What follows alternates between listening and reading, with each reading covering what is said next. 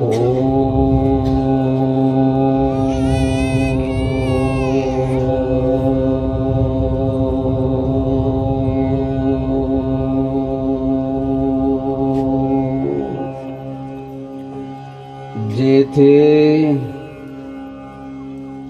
कीर्तनाची जागा तेथे पांडुरंग उभा. ज्या ठिकाणी कथा असेन, कीर्तन असेन, प्रवचन असेन, सत्कर्म असेन, दानधर्म असेन, भगवंताचं पावन पवित्र मंदिर असेन किंवा देवी देवतांचं मंदिर असेल तर अशा ठिकाणी परमात्मा राहतात, भगवंत राहतात, देवी देवता राहतात. याचा अर्थ की इतर ठिकाणी भगवंत देवी देवता राहतच नाही असं नाही. निर्गुण निराकार रूपानं परमात्मा तर सर्व ठिकाणी व्याप्त आहे. जळी स्थळी काष्टी पाशाने अवघा भरला चक्र पाणी. यत्र यत्र स्तो देवा सर्व व्यापी महेश्वरा. निर्गुण निराकार रूपानं परमात्मा सर्व ठिकाणी व्याप्त असले तरी देखील आता सांगितलं की ज्या ठिकाणी कथा असेन, कीर्तन असेन, प्रवचन असेन, सत्कर्म असेन, दानधर्म असेन, भगवंताचं पावन पवित्र मंदिर असेन, देवी देवतांचं मंदिर असेन तर अशा ठिकाणी ईश्वराची एक विशेष ईश्वरी शक्ती विराजमान असते. म्हणून प्रत्येकानंच अशा ठिकाणी गेलं पाहिजे आणि त्या ठिकाणी जी दैवी शक्ती असते तर ती आत्मसात केली पाहिजे, जेणेकरून एक जन्म नव्हे तर कित्येक जन्म त्या शक्तीचा आपल्या जीवनामध्ये आपल्याला खूप चांगला लाभ झाल्याशिवाय राहणार नाही. म्हणून अशी दैवी शक्ती जर आपल्याला प्राप्त करायची असेल तर त्याच्यासाठी एक साधा आणि सोपा उपाय म्हणजे ओंकार प्राणायाम. ओंकार प्राणायाम म्हणजे जो शांत बसतो, दीर्घ श्वास घेतो आणि अशी भावना करतो की या वातावरणामध्ये, या भूमीमध्ये, या ब्रह्मांडामध्ये ईश्वराची जे विशेष ईश्वरी शक्ती विराजमान आहे. श्वास घेताना माझ्या रोमरोमामध्ये प्रविष्ट होते आणि श्वास सोडताना माझ्यामधले विकार, दुर्गुण, दुराचाराची भावना, व्यसनाची भावना सर्व निवृत्त होते. दृढ श्रद्धा, भावना, विश्वास ठेवून ओंकार प्राणायाम केला तर त्याला अनुभूती येते की खरोखरच माझं मन शांत होते, पवित्र होते. त्याची प्रत्यक्ष अनुभूती घेण्यासाठी प्रत्येकानंच असं शांत बसायचंय, सरळ बसायचंय, एक दीर्घ श्वास घ्यायचाय आणि ओंकाराचं उच्चारण करायचंय.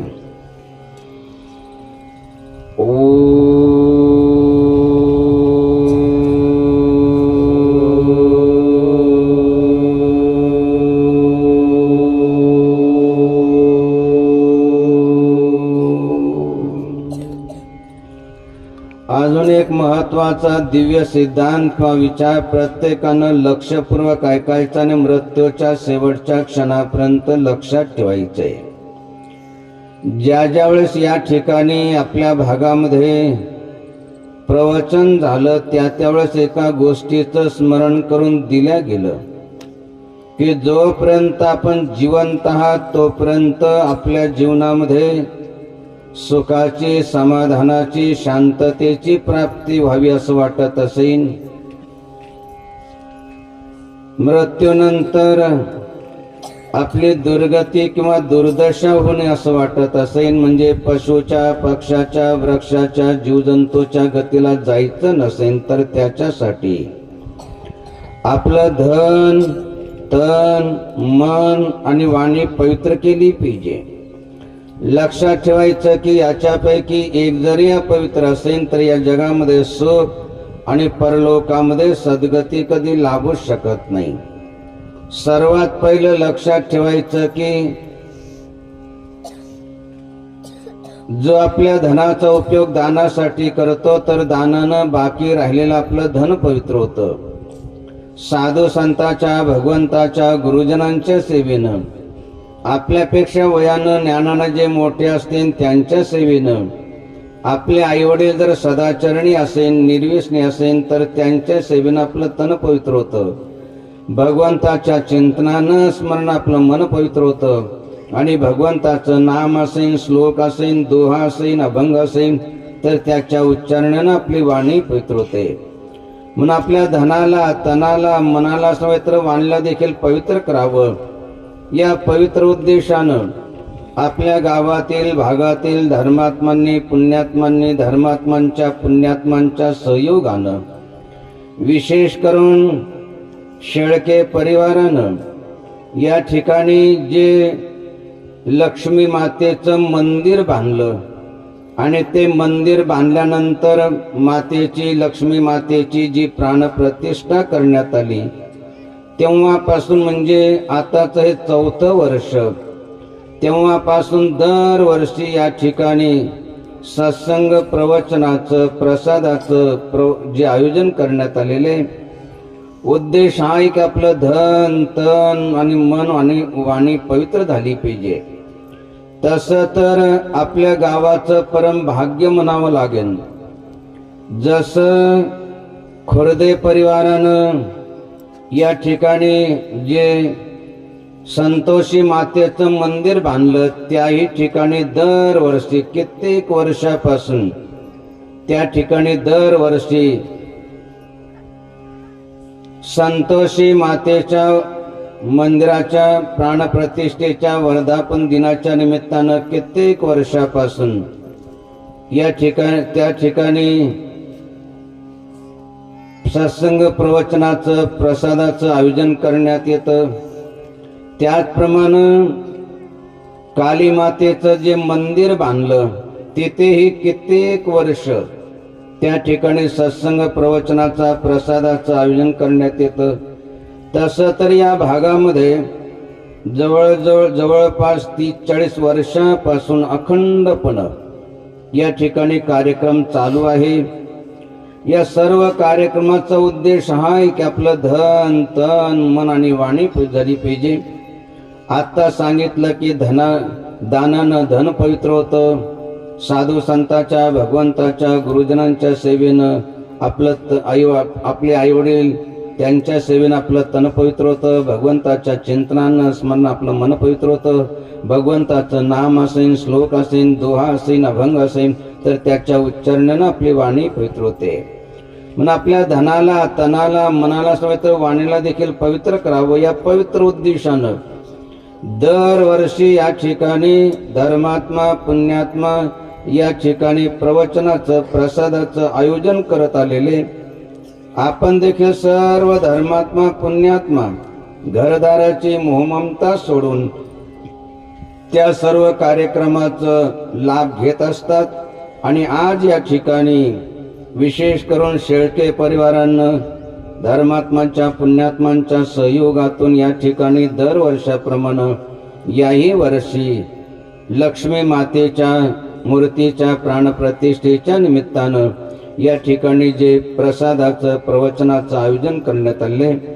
कामधंद्याचे दिवस असताना देखील सर्व आपण धर्मात्मा, पुण्यात्मा या ठिकाणी मातेच्या दरबारामध्ये अगदी शांत देवासारखे येऊन बसले आहात. उद्देश आहे की आपलं धन, तन, मन आणि वाणी झाली पाहिजे. त्याचप्रमाणे या ठिकाणी आपल्या सर्वांना दर्शन देण्यासाठी दर्शन को तो साधु हो, स्मरण को गुरुनाम, तरणे को आधीनता, डुबने को अभिमान, अशा प्रकारे या ठिकाणी आपल्या भागातील सर्व ठिकाणी कार्य करणारे असे योगीराज दयानंदजी महाराज ज्यांचा सर्व आपल्याला परिचय आहे. त्याचप्रमाणे सर्वानंद सरस्वतीजी महाराज, काशीगिरीजी महाराजांच्या महानिर्वाणानंतर धानोरा म्हणजे त्यांच्या जन्मगावी अनेक चांगल्या कार्यक्रमाचं आयोजन त्या ठिकाणी करत आहेत. त्याचप्रमाणे आपल्या भागामध्ये जो सुरंगमाळा आहे त्या ठिकाणी विष्णुगिरी महाराजांनी खूप चांगलं कार्य केलं आणि त्या ठिकाणी आता नीलकंठगिरीजी महाराज त्या ठिकाणी कार्य करत आहेत। आपल्या सर्वांचे वाक्य संस्थान तर त्या ठिकाणी नारायणदेव बाबांनी जे कार्य केलं, आता त्यांचं कार्य नामदेव महाराज त्या ठिकाणी सांभाळतात। अशा प्रकारे अनेक संतांची उपस्थिती या ठिकाणी लाभलेली आहे आणि आपण देखील सर्व धर्मात्मा पुण्यात्मा या ठिकाणी अगदी देवासारखे होऊन शांत बसले आहात। उद्देश आहे की आपलं धन तन मनाने वाणी जली पाहिजे, म्हणून आपल्या धनाला तनाला मनाला पवित्र वाणीला देखील पवित्र करण्यासाठी प्रत्येकानं परत एकदा दीर्घ श्वास घ्यायचा आहे, त्याच्यानंतर ओंकाराचं उच्चारण करायचं आहे, त्याच्यानंतर श्लोकाचं नामाचं अभंगाचं उच्चारण करायचं आहे की जेणेकरून आपली वाणी देखील पवित्र होऊन जाईल। म्हणून प्रत्येकानं परत एकदा दीर्घ श्वास घ्यायचा आहे आणि ओंकाराचं उच्चारण करून श्लोकाचं नामाचं अभंगाचं उच्चारण करायचं आहे।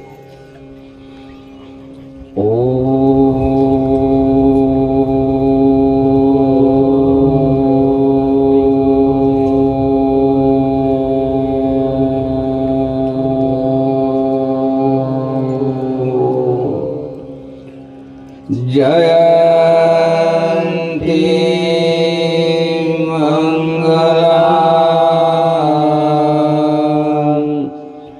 काली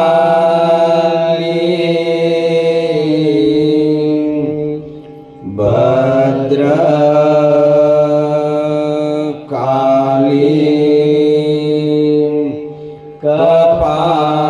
कपालिनी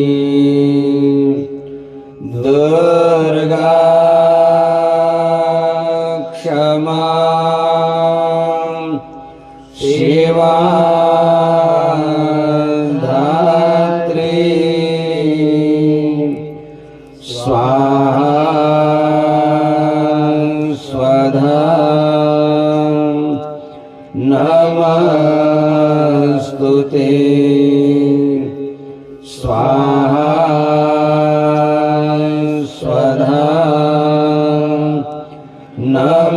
नमस्तुते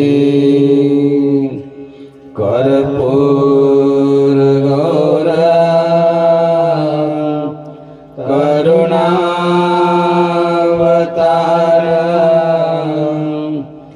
संसार सार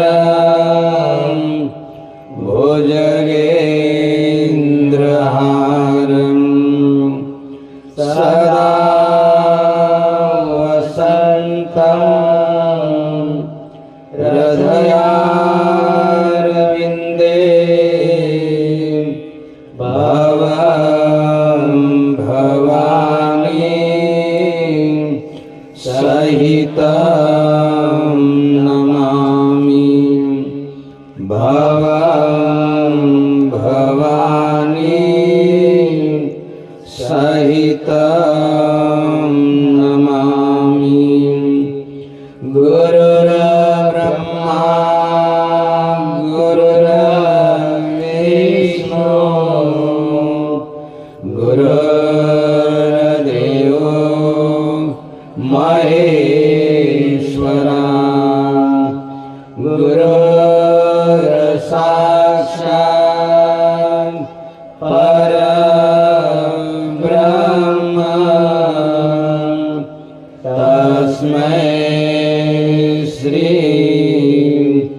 गुरवे नमः तस्मै श्री गुरवे नमः।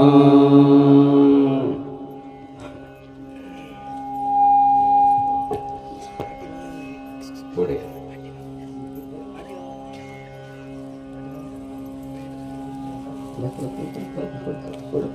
पुढे यंत्र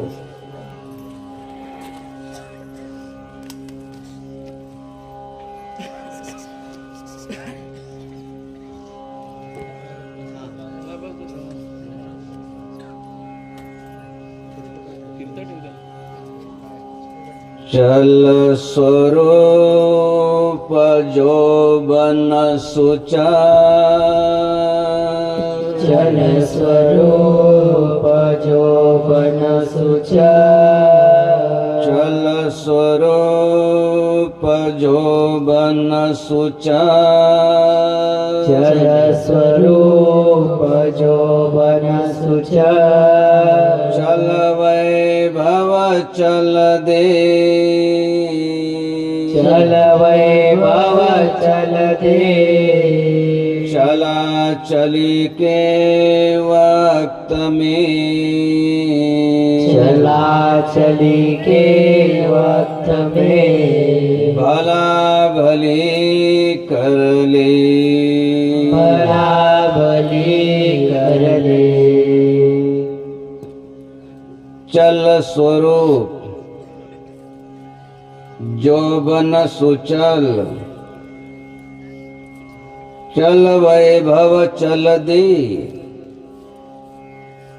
चला चली के वक्त में भला भली कर ले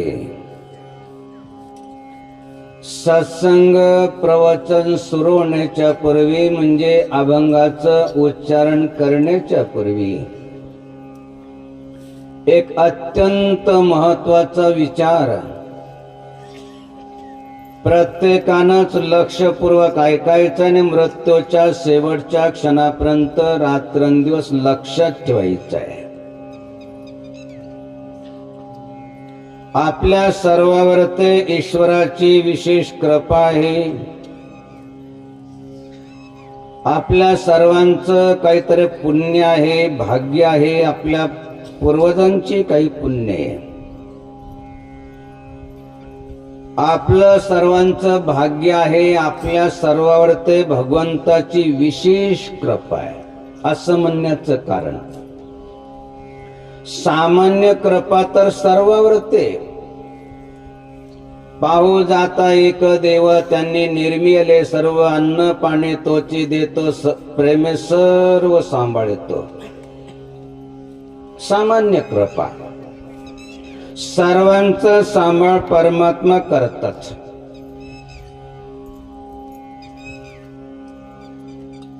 जन्माला यायच्या पूर्वी आईजवळ सर्वांसाठी दुधाची व्यवस्था करून ठेवतात. चोंच निर्माण होण्याच्या पूर्वी चाऱ्याची व्यवस्था त्या परमात्म्यानं केलेली असते. सामान्य कृपा. परंतु आपल्यावर ते विशेष कृपा भगवंताची असं म्हणण्याचं कारण या विश्वामध्ये सर्वात दुर्लभ कोणता देह असेल तर दुर्लभ हो मानुष्यो देहो. मानवाचा देह अत्यंत दुर्लभ आहे. भले तो श्रीमंताचा असो की गरीबाचा असो, राजाचा असो की भिकाऱ्याचा असो, पुरुषाचा असो की स्त्रीचा असो,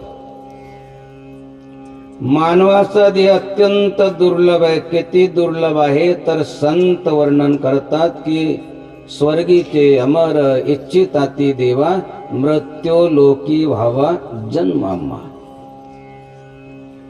स्वर्गस्थ देवता देखील इच्छा करतात की आम्हाला मृत्यू लोकामध्ये मानवाचा देह मिळाला पाहिजे. कशासाठी? खाण्यासाठी, पिण्यासाठी, झोपण्यासाठी, आपल्यासारखे 2-3 प्राणी उत्पन्न करून मरण्यासाठी किंवा भोग भोगण्यासाठी नाही. पशु पक्षी तर हेच करत राहतात, खातात पितात, काहींना जन्म देतात आणि एक दिवस मरून जातात. परंतु आपल्याला जो एक मानव एक देह दिलेला आहे दुर्लभ अशा प्रकारचा, कशासाठी? नर करणी करतो नारायण बने, नारी करणी करतो लक्ष्मी बने. स्त्रियांनी जर चांगलं कर्म केलं तर स्त्रिया देवी होतात.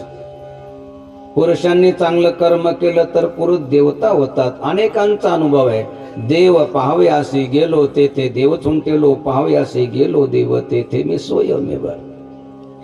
सांगायचं तात्पर्य की देवी देवता होण्याचा अधिकार ज्या देहाला आहे तो देह ज्याची इच्छा स्वर्गस्थ देवता देखील इच्छा करतात. सर्व भोगैश्वर्याचे साधनं सोडून या मृत्यू लोकामध्ये किंवा कर्मभूमीमध्ये येण्याची इच्छा करतात, जन्म धारण करण्याची इच्छा करतात.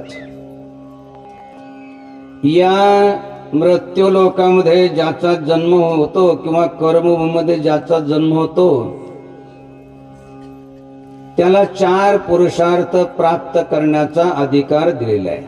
धर्म, अर्थ, काम आणि मोक्ष. हे 4 पुरुषार्थ आपल्याला जर प्राप्त करायचे असेल, देवी देवता व्हायचा असेल, तर त्याच्यासाठी 4 गोष्टीचं सर्वांनी रात्रंदिवस स्मरण ठेवा. 4 गोष्टीचं. कोणत्या गोष्टी आता सांगितल्या की चल स्वरूप जोबन सुचल, चल वैभव चल दे, चला चली के वक्त में भला भली करले. सर्वात पहिलं लक्षात ठेवायचं की स्वरूप कधीही टिकत नाही. किती सुंदर असू द्या, अगदी सर्व जगामध्ये विश्व सुंदरी किंवा विश्व सुंदर म्हणून त्याला जर समजा सन्मानित करण्यात आलं असेल तर त्याचं किंवा तिचं सौंदर्य स्वरूप नेहमी राहत नाही. हे कशासाठी समजून सांगणं एवढं, आणि कशासाठी समजून घ्यायचंय? काही काहींना आपल्या स्वरूपाचा खूप अहंकार असतो, अभिमान असतो. त्यांना असं वाटतं की आमच्यासारखं कोणी सुंदर नाही, म्हणून ते काय करतात, पदोपदी दुसऱ्याचा अपमान करतात, तिरस्कार करतात. कारण त्यांना अहंकार असतो आपल्या स्वरूपाचा. आता सर्वांचं स्वरूप सुंदर असतं असं नाही, परंतु काही काय करतात, एखाद्या मुलाची, मुलीची, स्त्रीची, पुरुषाची, तरुणाची, तरुणीची सुंदरता बघतात आणि तिच्यामध्ये किंवा त्याच्यामध्ये आकर्षित होतात आणि आपलं सर्व जीवन अगदी नरकप्राय करून टाकतात. आपल्या स्वरूपाचा अहंकार करायचा नाही, दुसऱ्याच्या स्वरूपामध्ये आकर्षित होऊन आपल्या जीवनाची बरबादी करून घ्यायची नाही. एवढं समजून सांगूनही आपल्या स्वरूपाचा अहंकार होत असेल किंवा दुसऱ्याच्या स्वरूपामध्ये आकर्षण निर्माण होत असेल तर त्याच्यासाठी काय करा. या विश्वामध्ये जे सर्वात सुंदर आहेत त्यांना बघा, मग आपल्या स्वरूपाचा अहंकार होणार नाही, दुसऱ्याच्या स्वरूपामध्ये आकर्षण निर्माण होऊन आपली दुर्गती होणार नाही. या विश्वामध्ये सर्वात सुंदर कोण आहे? ज्यांनी बघितलं ते सांगतात, सुंदर ते ध्यान उभे विटेवरी, कर कटावरी ठेवून या, सत्यम शिवम सुंदरम. त्यांना बघा. मग आपल्या स्वरूपाचा अहंकार होणार नाही, दुसऱ्याच्या स्वरूपामध्ये आकर्षण निर्माण होणार नाही. देवी देवतांचं स्वरूप बघा, आपली दुर्गती टळून जाईल. सांगायचं तात्पर्य की स्वरूप मानवाचं, स्त्रीचं, पुरुषाचं कधी टिकत नाही. स्वरूपामध्ये आकर्षित होऊन आपल्या जीवनाची बर्बादी करून घ्यायची नाही. सर्वात पहिलं लक्षात ठेवायचं. दुसरं लक्षात ठेवायचं, जोबन सुचल. तारुण्य सर्वांनाच मिळत नाही. लहान लहान मुलं माहित आहे, काही गर्भातच मरतात, काही जन्म झाल्याच मरून जातात, काही शाळेत जाण्याच्या पूर्वीच मरून जातात, काही शाळेत जाता शिकता मरतात. तारुण्य सर्वांना प्राप्त होत असं नाही. झालं असेल ईश्वराच्या कृपेनं तारुण्य, तर काय करा, आई वडिलांची सेवा करा, जनता जनार्दनाची सेवा करा. धर्मरूपी धन, सेवारूपी धन, भक्तिरूपी धन, सत्करूपी धन कमवून घ्या. अन्यथा तारुण्य आलं जाईल, वृद्धावस्था निर्माण होईल. मग दुसऱ्याची सेवा करणं तर काय, स्वतःचा देह देखील स्वतः कोण सांभाळण्यात जाणार नाही. सांगायचं तात्पर्य की तारुण्य ज्याच्यामध्ये धर्मरूपी धन, सेवारूपी धन, सत्करूपी धन कमवलं जातं, कमवून घ्या. अन्यथा तारुण्य चालल्या जाईल. तिसरं लक्षात ठेवा की चल वैभव. वैभव कुणाचंही टिकत नाही, किती वैभव असू द्या. हरिचंद्र तारा राणी, हरिचंद्र महाराज की जय हो, अन्नदाता की जय हो, असा जय जयकार करत. एक दिवस त्या राजाच्या जीवनामध्ये असा प्रसंग आला. आपल्या गावामध्ये झोपडीमध्ये काय उड्यावरती एखादा संसार असेल, त्याच्या जीवनामध्ये जो प्रसंग नाही आला तो त्या राजाच्या जीवनामध्ये आला. वैभव राज्य चालल्या गेलं, अनेकांचं चालल्या जातं. परंतु त्या राजावरती असा प्रसंग आला, स्वतःला विकावं लागलं, मुलाला विकावं लागलं, पत्नीला विकावं लागलं. असं आहे कोणी आपल्या गावामध्ये की ज्याला पत्नीला विकावं लागलं, मुलाला विकावं लागलं? राजा असून स्वतःला विकावं लागलं. डोंबाच्या घरी मुडद्यांचं कर वसूल करण्याचं काम त्या राजाला करावं लागलं. त्या राजाच्या जीवनामध्ये असा प्रसंग आला. आमच्या जीवनामध्ये तसा प्रसंग येणार नाही, अशा भ्रांतीमध्ये कोणीही राहू नये. जे वैभव धन मिळालं असेल तर त्याचा सदुपयोग करून घ्या. आई वडिलांच्या सेवेसाठी, जनता जनार्दनाच्या सेवेसाठी, काहीतरी सत्कर्मासाठी, पुण्यकर्मासाठी, दान धर्मासाठी त्याचा उपयोग करून घ्या. अन्यथा वैभव चालल्या जाईल. एकतर वैभव आपल्याला सोडून जाईल किंवा वैभवाला धनाला सोडून आपल्याला जावं लागेल निश्चित. आणि शेवटचं लक्षात ठेवा की चलदेह देह कुणाचा टिकत नाही, कोणी असो.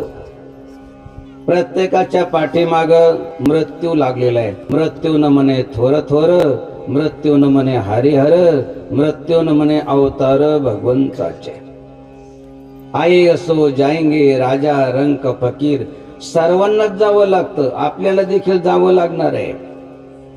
सांगायचं तात्पर्य की स्वरूप कृपते चाललेले, तारुण्य वृद्धावस्थेकडे चाललेले. धन एक तर सोडून जाईन किंवा धनाला सोडून आपल्याला जावं लागेल. आणि प्रत्येकाचा मृत्यू क्षणाक्षणानं समीप येतोय. म्हणून आपल्या मृत्यू होण्याच्या पूर्वी आपण काय करा की आपल्या देहाचं काहीतरी सार्थक करून घ्या, हित करून घ्या. हित कशामध्ये? हित एकाच गोष्टीमध्ये. हित ते करावे, देवाचे चिंतन करून या मन शुद्ध व्हावे. आपलं मन शुद्ध करा, भगवंताचं चिंतन स्मरण करा, चिंता सर्व सोडून द्या. रात्रंदिवस भगवंताचं चिंतन स्मरण करा. चिंता से घटे चतुराई, बुद्धीचा नाश होतो. चिंता सर्व सोडून द्या आणि रात्रंदिवस भगवंताचं चिंतन करा, स्मरण करा, भजन करा. आणि रात्रंदिवस भगवंताचं चिंतन स्मरण करायचं असेल तर कथेच्या, कीर्तनाच्या, प्रवचनाच्या निमित्तानं तशी सवय लावून घेतली पाहिजे. म्हणून या ठिकाणी आले आहात तर काय करा की थोडंसं भगवंताचं चिंतन करा, स्मरण करा, भजन करा. नमः शिवाय. ओम नमः शिवाय. नमः शिवाय. ओम नमः शिवाय. नमः शिवाय. ओम नमः शिवाय. नमः शिवाय. ओम नमः शिवाय. हर हर हर भोले नमः शिवाय.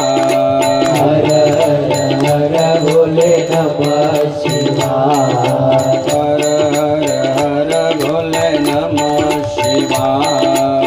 हर हर भोले नमः शिवाय. नमः शिवाय. ओम नमः शिवाय. नमः शिवाय. ओम नमः शिवाय. नमः शिवाय. ओम नमः शिवाय. नमः शिवाय. ओम नमः शिवाय. हर भोले नमः शिवाय. हर हर भोले नमः शिवाय. हर हर भोले नमः शिवाय. हर भोले नमः शिवाय.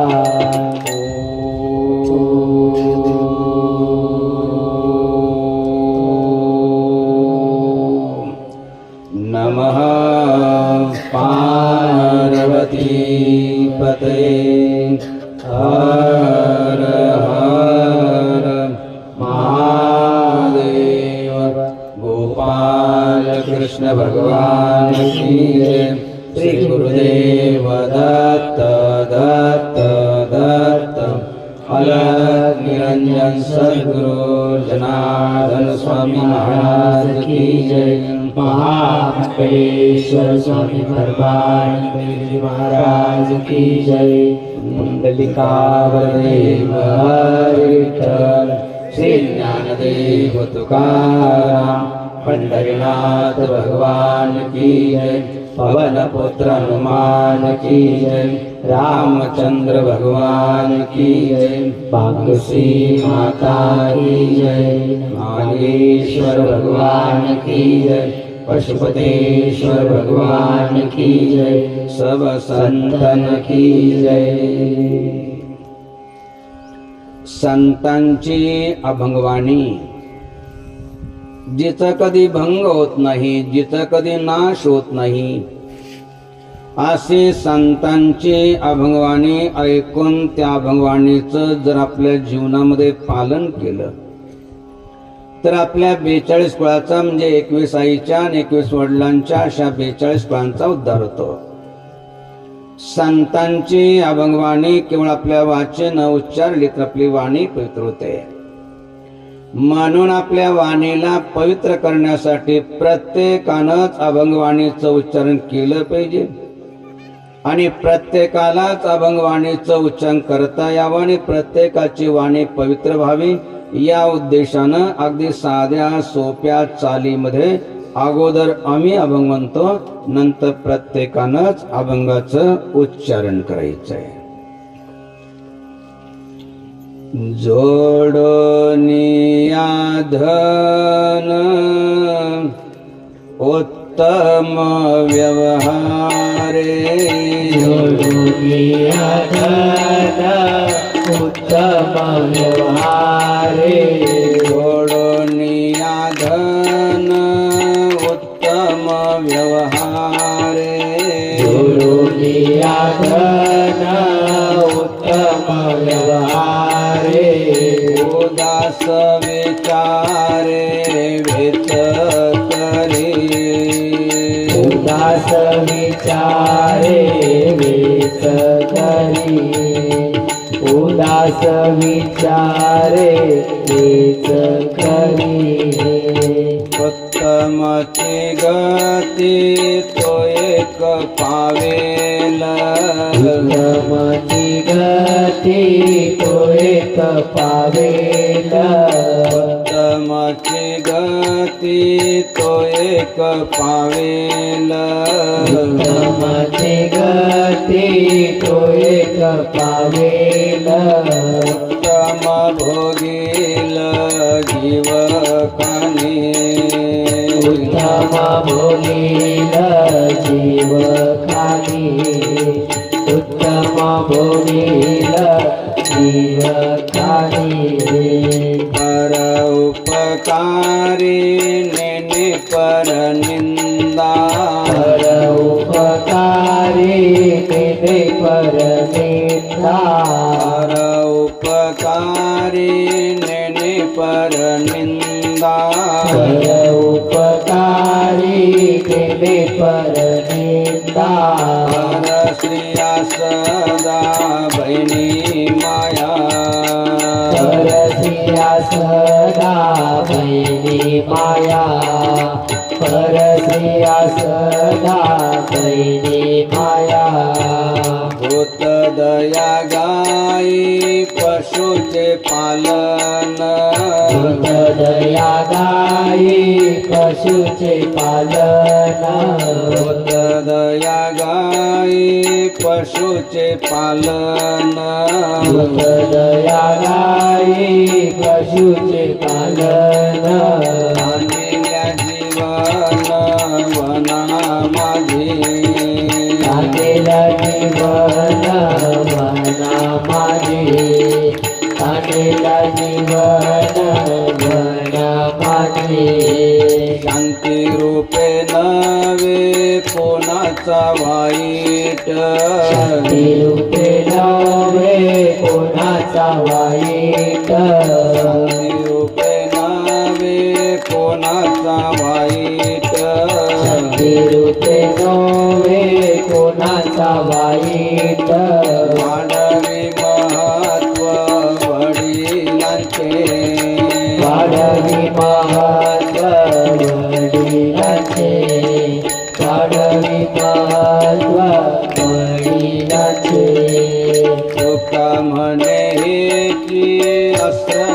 आश्रमाचे फळ तुका म्हणेची आश्रमाचे फळ तुका म्हणे हेची आश्रमाचे फळ तुका म्हणेची आश्रमाचे फळ परमपद बळ वैराग्याचे परमपद बळ वैराग्याचे परमपद बळ वैराग्याचे जोडोनिया धन उत्तम व्यवहारे उदास विचारे वेच करी उत्तमची गती तो एक पावेल उत्तम भोगील जीव खानी परोपकारी नेने पर निंदा पर स्त्रिया सदा बैनी माया भूतदया गायी पशुचे पालन तानेल्या जीवन वना माझी शांती रूपे नव्हे कोणाचा वाईट वाढवी महत्व वडिलांचे तुका म्हणे हेची आश्रमाचे फळ परमपद बळ वैराग्याचे जगद्गुरु तुकाराम महाराजांचा 6 चरणाचा हा अभंग साधारणतः कमीत कमी 3 चरणाचे अभंग असतात कमीत कमी आणि जास्तीत जास्त 4 किंवा 5 चरणाचे अभंग असतात परंतु जगद्गुरु तुकाराम महाराजांचा जो हा अभंग आहे तो 6 चरणाचा आहे या 6 चरणाच्या अभंगामध्ये जे आश्रम आहे आपण ज्या आश्रमामध्ये राहतो त्या आश्रमामध्ये राहून या जगामध्ये सुख आणि परलोकामध्ये आपल्याला कशी सद्गती मिळेल याचं विस्तृत वर्णन या ठिकाणी करण्यात आलेलं आहे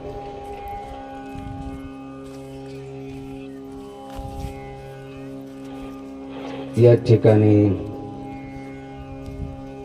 दयानंद बाबा आणि सर्वानंद सरस्वती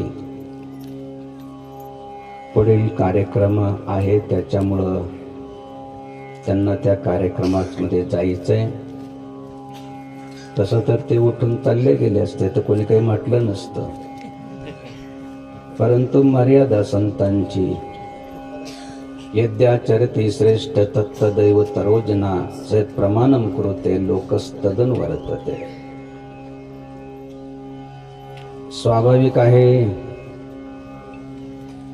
आपला संसार किती मर्यादित आहे हम दोन हमारे दो त्याच्या पुढे जायला तयारच नाही परंतु संतांचा संसार हे विश्वची माझी घर ऐसी मती जयाची स्थिर किंबहुना चराचरी आपणच झाला जगाच्या कल्याणा संताच्या उभूती आणि त्याच्यामुळं संतांचं कार्य सर्व ठिकाणी चालू असतं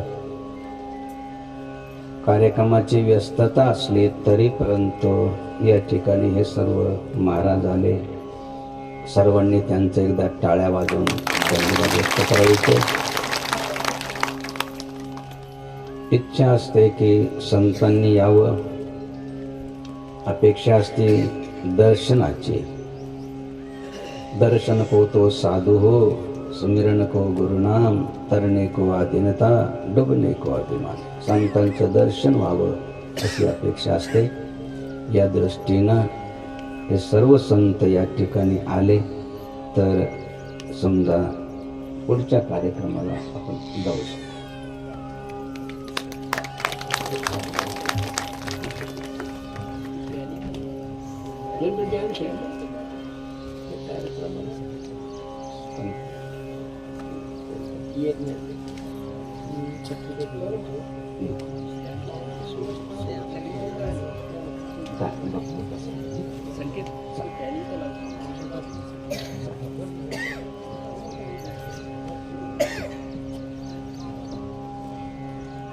थोडस पुढे सरकून घ्या. पाठीमाग माता भगिनींना जागा थोडस लागल्यास पुरुष मंडळी थोडस या खांबाची इकडे जे आले ना तिकडे अतिक्रमण नका इकडे. ठीक आहे. तर हा 6 चरणाचा अभंग. या अभंगामध्ये ज्याही आश्रमामध्ये राहत त्या आश्रमात राहून आपल्या आश्रमाचं धर्म नियम सांभाळून या जगामध्ये सुख आणि परलोकामध्ये सद्गती प्राप्त झाली पाहिजे असा जगद्गुरु तुकाराम महाराजांचा उद्देश आहे. तोपर्यंत जीवनामध्ये सुख आलं पाहिजे आणि मृत्यूनंतर आपली दुर्गती होणे, चांगल्या गतीला आपण गेलो पाहिजे. त्याच्यासाठी काय केलं पाहिजे? तसं तर सुरुवातीला सांगितलं की भगवंतानं आपल्याला जो मानवाचा देह दिलेला आहे विशेष कृपा करून त्यासाठी 4 प्रकारचे पुरुषार्थ प्राप्त करण्यासाठी: धर्म, अर्थ, काम आणि मोक्ष. तर या ठिकाणी धर्माचं पालन केलं पाहिजे. जो धर्माचं आचरण करतो तिथं अर्थ किंवा लक्ष्मी. आपण लक्ष्मी मातेच्या प्रांगणामध्ये बसले आहात. 2 प्रकारची लक्ष्मी. एक धनाच्या रूपाने असते ती,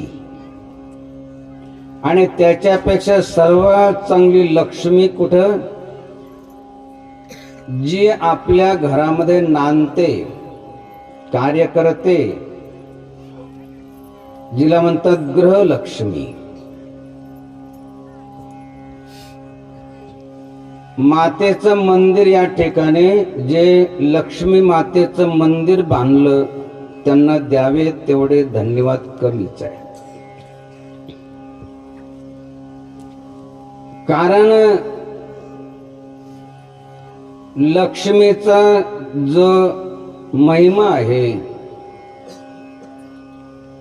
जे आपल्या जीवनामध्ये लक्ष्मीचं स्थान आहे, ते लोक विसरत चालले. पूर्वीच्या काळी अजूनही जे वृद्ध आहे ना त्यांना माहित आहे.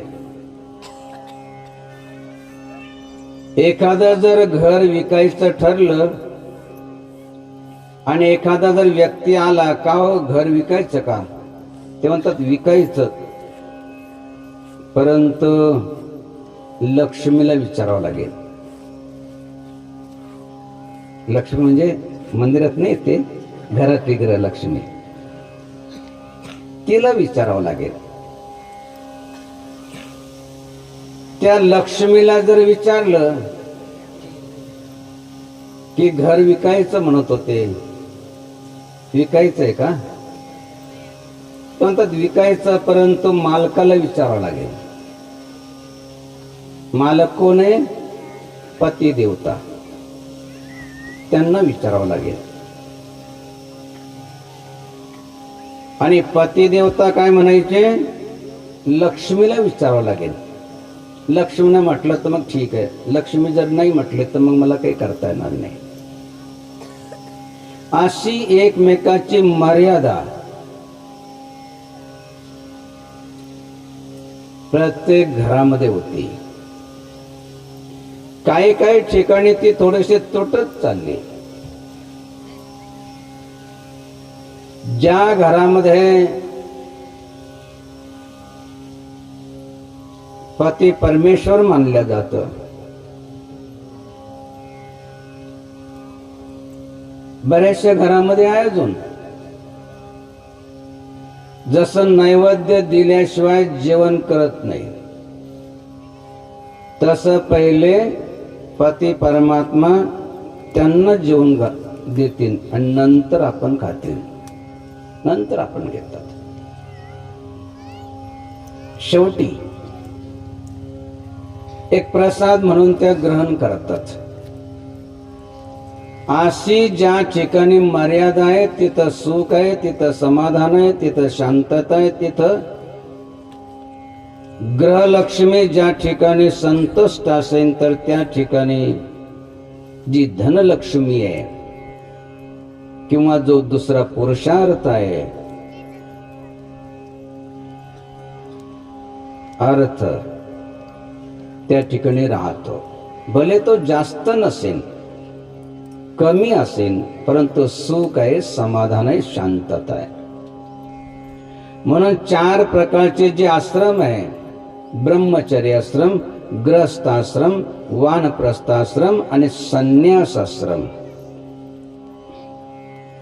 4च आश्रम आहे. तर या 4 आश्रमामध्ये जेही राहत असेल, त्यांचं नियम पालन करत असेल, शेवटच्या चरणामध्ये जसं सांगितलं की तुका म्हणे याची आश्रमाचे फळ आणि परमपद बळ वैराग्याचे. परमपदाला, भगवंताच्या गतीला जातात. तर त्याच्यासाठी आपण काय करा? आपल्याला जर परमपदाला, चांगल्या गतीला जायचं असेल तर काय करा? सर्वात पहिल्या चरणामध्ये जगद्गुरु तुकाराम महाराज म्हणतात, जोडोनिया धन उत्तम व्यवहारे, जोडोनिया धन उत्तम व्यवहारे, जोडोनिया धन उत्तम व्यवहारे, जोडोनिया धन उत्तम व्यवहारे,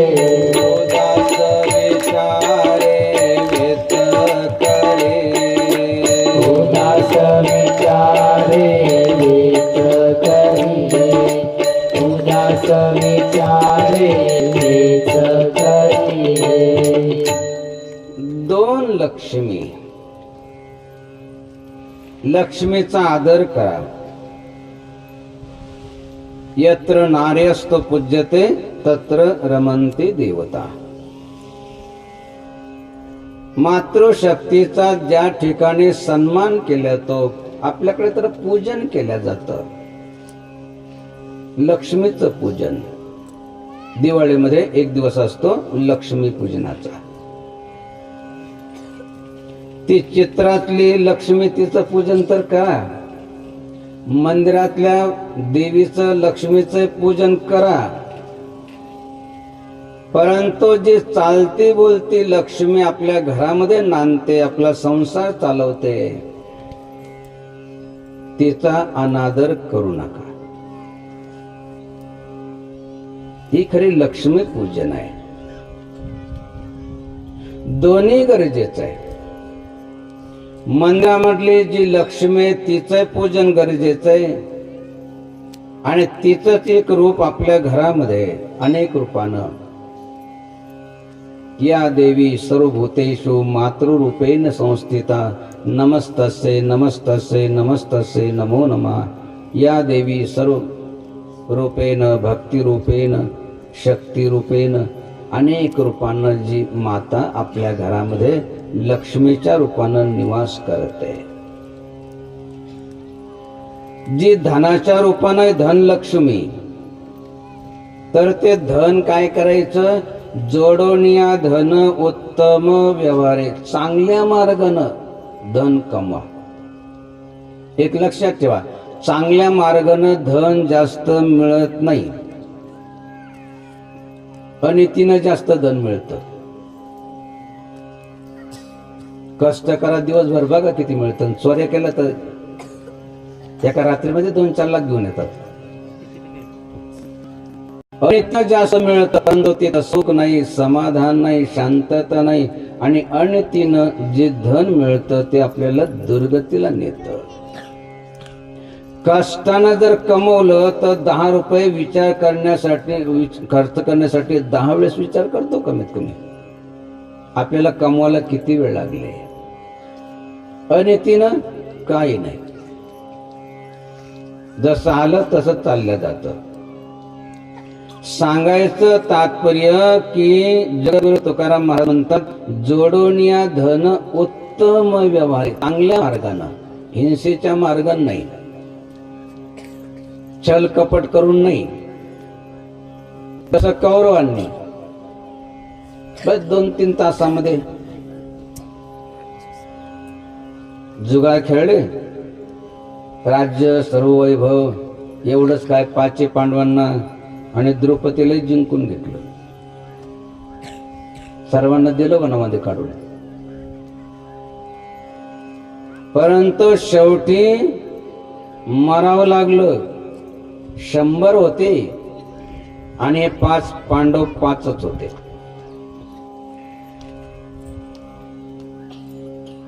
शंभर होते तरी मेले. त्यांच्या पक्षाला किती? भीष्माचार्यासारखी इच्छा मरणी, अश्वत्थाम्यासारखा चिरंजीवी ज्याला मृत्यूच नाही, सृष्टीला पात. त्यांच्याकडे शस्त्र, अस्त्र, ब्रह्मास्त्र सर्व होतं, परंतु ते तर मेले, अनेकांना घेऊन मेले. कारण त्यांनी जे धन कमवलं ते अनितीनं कमवलं. म्हणून आपण काय करा, जोडून या धन उत्तम व्यवहारे, चांगल्या मार्गानं धन कमवा, कष्टानं धन कमवा.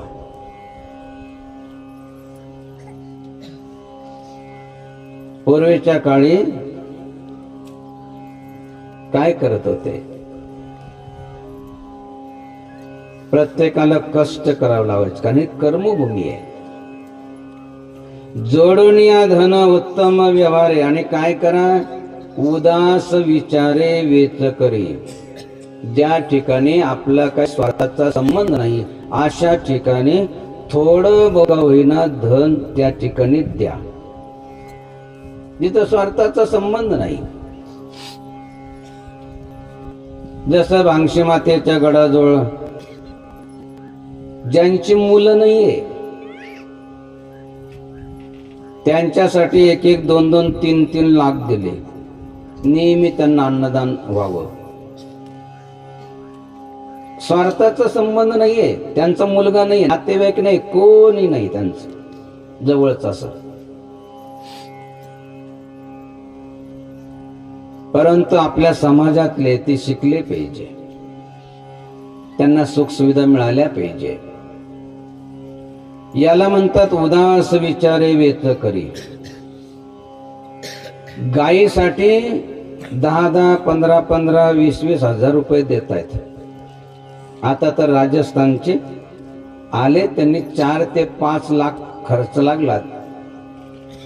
तिथं जे गोडाऊन बनवतायत, म्हणजे वरती छत्र बनवतायत गायीच्या निवाऱ्यासाठी. काही इच्छा नाही की आम्हाला छटाकत्या गायीचं दूध मिळावं, काही अपेक्षा नाहीये.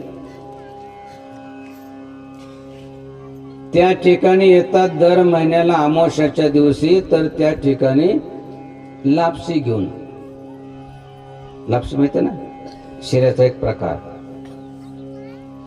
लापसी घेऊन येतात. त्याच्यामध्ये काजू, बदाम आणि गावरान तूप. कुणासाठी? गायीसाठी. गायीसाठी. काहींनी 2-4 एकराचं थळ ऊसाचं विकत घेतलं. कशासाठी? गायीसाठी. आणि एवढं करतात, लाखोनं त्या ठिकाणी करतात, परंतु छटाक दुधाची काही अपेक्षा नाहीये. आले तर पाणी देखील नाही पिणार तिथं. ते म्हणतात आम्हाला एवढंच भाग्य आमचं की आम्हाला ही सेवा मिळते.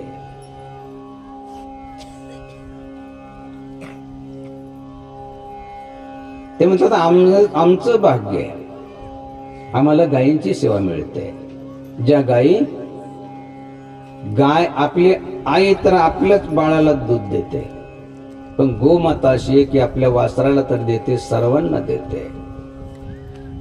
सांगायचं तात्पर्य की ज्या ठिकाणी कसल्या प्रकारचा स्वार्थाचा संबंध नाही, अशा ठिकाणी काय करा, उदास विचारे वेच करी. त्यानं काय होईल, दुसऱ्या चरणामध्ये सांगतात, उत्तमाची गती तो एक पावेल, उत्तमाची गती तो एक पावेल, उत्तमाची गती तो एक पावेल, उत्तमाची गती तो एक पावेल, उत्तम भोगील जीव खाली, उत्तम भोगील जीव खाली, उत्तम भोगील जीव खाली. जस काय होईन, उत्तमाची गती तो एक पावेल, उत्तम भोगील जीव खाणी. जे सत्कर्म किंवा दुष्कर्म केलं असेल त्याचं फळ मिळाल्याशिवाय राहत नाही, लगेच मिळतं असं नाही. जसं भूदान, भूपाल, अन्नदान, आनंद, पाणीदान, संतोष, जमीनदान केले की राजा होतो असं शास्त्रामध्ये वर्णन आहे. म्हणजे सकाळी जमीनदान केले की संध्याकाळी राजा होतो असं थोडंच आहे.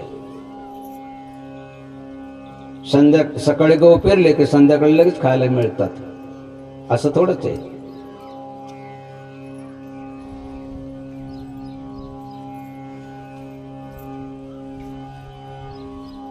आज आंब्याचे कोय लावले की 2-4 दिवसांनी लगेच आंबे खायला मिळतात असं नाही. परंतु काय करा, उदास विचारे वेच करी. उत्तमाची गती तो एक पावेल, उत्तम भोगील जीव खाणे. पूर्वीचे लोक हे सर्व जाणत होते, आता थोडासा विसर पडला म्हणून दुर्दशा आहे. अजूनही धर्मात्मांनी पुण्यात्मांनी विसर पडू देऊ नका. आजकालच्या तरुणांना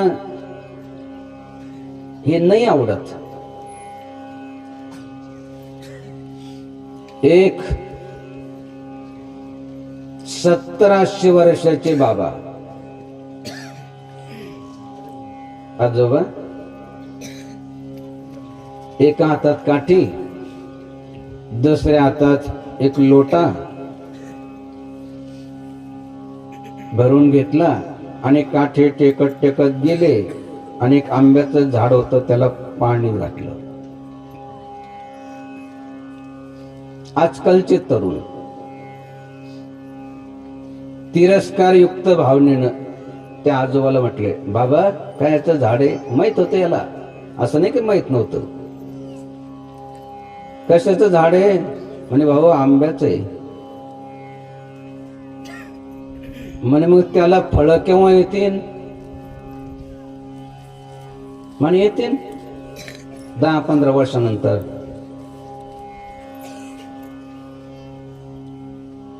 म्हणे मग तोपर्यंत तुम्ही जिवंत राहणार आहे का?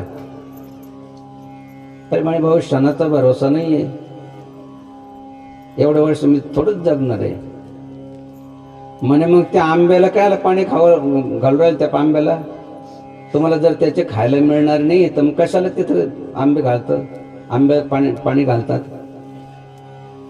काय उत्तर दिलं त्या बाबांना? अहो मी जे आंबे खातोय ते दुसऱ्यानं लावले होते, त्याचे फळ मी आज खातोय. तेव्हा मी एखादा तरी झाड लावावं जेणेकरून त्याचे फळ दुसरे खातील, याच्यासाठी मी सर्व पाणी घालतोय त्याला. ही भावना होती, हा विश्वास होता. आणि म्हणून त्या काळामध्ये एवढे आंबे लावल्या जायचे, फळं लावल्या जायचे, झाडं लावल्या जायचे. मी कोणाच्या तरी लावलेल्या झाडाखाली बसतोय, सावली मला मिळते. मी एक झाड लावावं की जेणेकरून ज्याचे फळं, ज्याची सावली दुसऱ्याला मिळावी. उदास विचारे वेच करी. स्वार्थाची भावना नाही. मी कर्म करावं आणि त्याचं फळ दुसऱ्याला मिळावं. पण आज जे आंबे खातोय आपणच लावले होते असं थोडंच आहे, दुसरे कोणीतरी लावले होते. त्याचे फळ आपण खातोय. आपण एखादं झाड लावा जेणेकरून ते जे आपल्यावरती त्यांचं ऋण आहे तर दुसरे खातील तर त्यांचं ऋण थोडंसं कमी होईल. कृतज्ञ होऊ नका, कृतज्ञ व्हा. त्याच्यासाठी काय करा, जोडोनिया धन उत्तम व्यवहारे, जोडोनिया धन उत्तम व्यवहारे, जोडोनिया धन उत्तम व्यवहारे, जोडोनिया धन उत्तम व्यवहारे, उदास विचारे वेच करी, उदास विचारे वेच करी, उदास विचारे वेच करी. नीतीनं न्यायानं मर्यादेनं धन कमवून त्याच्यापैकी काही भाग सर्वच करा असं काही म्हणत नाही. शास्त्र तर तसं तिसरा भाग सांगतं. तिसरा भाग नाही जमला तर कमीत कमी 10वा भाग तरी आपण दान करा. त्यानं काय होईल, उत्तमची गती तो एक पावेल, उत्तम भोगील जीव खाणे. चांगल्या गतीला जाण्यासाठी अजून काय करा, आणि या जगामध्ये सुख मिळवण्यासाठी काय करा, तिसऱ्या चरणामध्ये सांगतात, परोपकारी नेने परनिंदा, परोपकारी नेने परनिंदा, परोपकारी नेने परनिंदा, परोपकारी नेने परनिंदा, परस्त्रिया सदा बहिणी माया, परस्त्रिया सदा बहिणी माया, परस्त्रिया सदा बहिणी माया. परोपकार करा. आपल्यावरती अनेकांचे उपकार आहे. आपल्यावरती आई वडिलांचे उपकार आहे. आपल्यावरती गुरुजनांचे उपकार आहे. आपल्यावरती आपल्या समाजाचे उपकार आहे. आपल्यावरती भगवंताचे उपकार आहे. ज्या भगवंतानं आपल्याला मानवाचा देह दिला, एवढं चांगलं शरीर दिलं, किती उपकार आहे.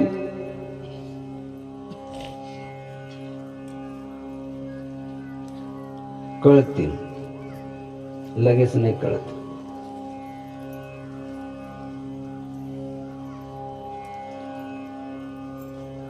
डोळ्यानं दिसेना असं झालं,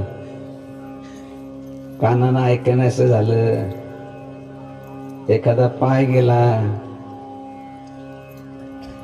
त्यावेळेस कळतं की देवानं किती दिलेले आपल्याला.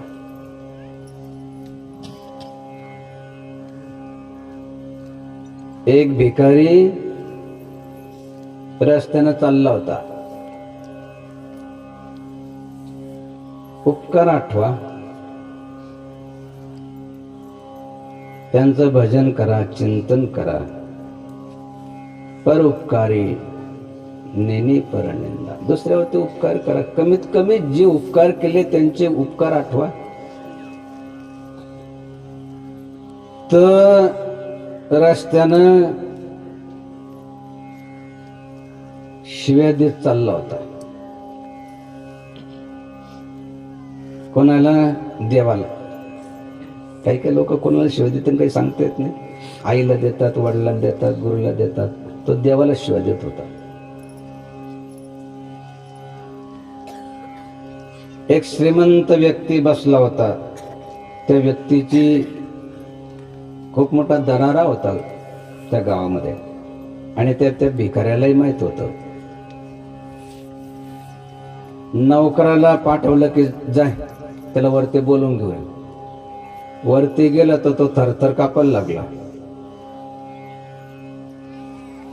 म्हणजे तुम्हाला मी शिव्या नाही दिल्या, कारण त्याला असं वाटलं का आता बोलवलं तर आता काहीतरी, म्हणजे तुम्हाला नाही शिव्या दिल्या.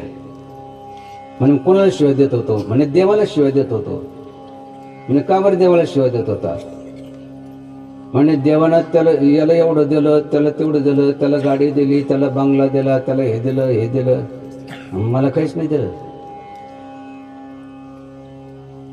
अरे म्हणे एवढं देवानं दिलं तरी म्हणतो मला काहीच नाही दिलं. म्हणजे काय दिलं मला देवाला? लोकांना याला एवढं दिलं, त्याला तेवढं दिलं, मग काहीच नाही दिलं. अरे म्हणजे दिलं ना तुला देवाने एवढं, काय एवढं त्यांच्या नावानं तू शिव्या देतोय, निंदा करतोय त्यांची?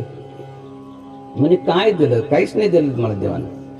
म्हणे देवानं तुला जे दिलेलं आहे त्याच्यापैकी थोडस मला दे, आणि त्याच्या बदले पाहिजे तेवढे तुला पैसे देतो. म्हणजे काय माझ्याजवळ? अरे म्हणे एवढं शरीर दिलेलं आहे, एवढे अवयव दिले, देवानंच दिले ना, का विकत आणलेले आपण कुठून? बाजारातून घेतल्यानंतर डोळे, एक डोळा घेतला चिरकावून घेतला, दुसरा घेतला चिरकावून घेतला, असं काही देवानंच दिले ना. फक्त काय कर, एक डोळा दे आणि तुला जेवढे पाहिजे तेवढे पैसे दे. आता तो भिकारी, त्याला तरी काही एवढं कम, एक डोळ्याची किंमत सांग म्हणजे किती? तो बसकन बोलून गेला 10,000 रुपये. मुनीमला सांगितलं द्या त्याला 10,000 रुपये, घ्या त्याचा डोळा. त्याला असं वाटलं डोळ्याचा भाव जरा जास्त दिसतो बरं का.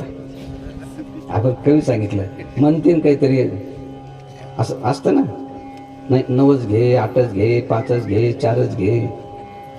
10 म्हणलं तर पटकन देऊन टाकले नाही, याचा अर्थ कमी. नाही म्हणे मला 10,000 म्हणायचे होते. ठीक म्हणे 10,000 देऊन टाका.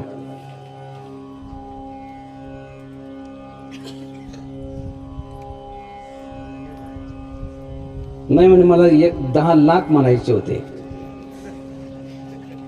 म्हणजे ठीक आहे 10 लाख देऊन टाका.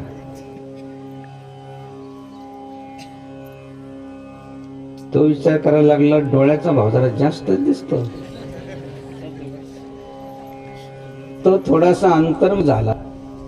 एका डोळ्याचे 10 लाख, 2 डोळ्याचे 20 लाख, कान राहिले, दात राहिले, एवढं मोठं. म्हणजे या शहराचं किंमत किती? आता भिकारी त्याच्या कुठे किंमत कळेल त्याला. मग त्याच्या लक्षात आलं की एवढं ब्रह्मांड मोलाचं ज्याचं मोल करतात नाही, एवढं शरीर दिलं तरी आपण देवाला म्हणतो की हे नाही दिलं, ते नाही दिलं, याला हे दिलं, त्याला ते दिलं. सांगायचं तात्पर्य आपल्याला हे आहे की ज्या भगवंतानं आपल्याला एवढं मोठं ब्रह्मांड मोलाचं शरीर दिलेलं आहे, त्याचे आपण उपकार माना, चिंतन करा, स्मरण करा. पर उपकारे नेने पर निंदा, पर उपकारी नेने पर निंदा, पर उपकारे नेने पर निंदा, पर उपकारी नेने पर निंदा, पर श्रिया सदा भैनी माया, पर श्रिया सदा भैनी माया, पर श्रिया सदा भैनी माया.